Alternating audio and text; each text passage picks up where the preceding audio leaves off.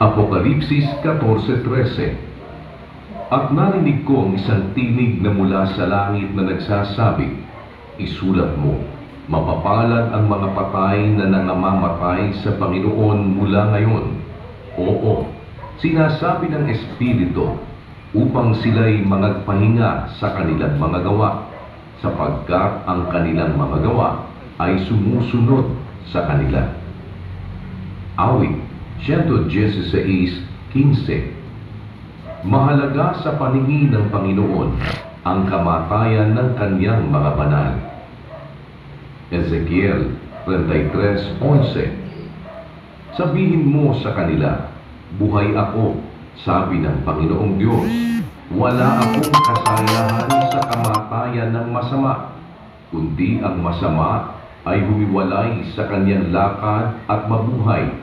Manumbalik kayo na mula sa inyong masasamang lakad, sapagkat bakit kayo mga mamatay, o sangbahayan ni Israel?" Ikalawang Timoteo 4:6-8. Sapagkat ako'y iniaalay na, at ang panahon ng aking pagpanaw ay dumating na. Nakipagbaka ako ng mabuting pakikipagbaka. Natapos ko na ang aking takbo. Iningatan ko ang pananampalataya.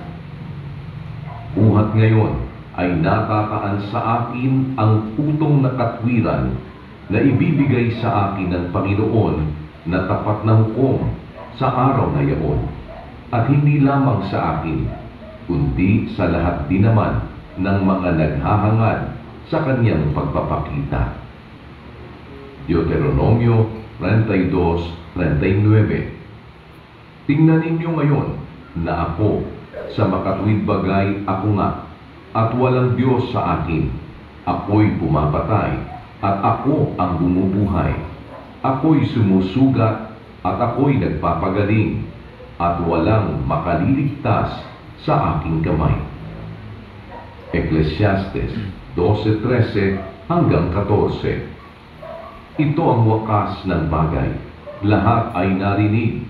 Ikaw ay matakot sa Diyos at sundin mo ang kanyang mga utos, sapagkat ito ang buong katungkulan ng tao. Sapagkat dadalhin ng Diyos ang bawat gawa sa kahatulan, pati ng bawat kubling bagay, maging ito'y mabuti o maging ito'y masama.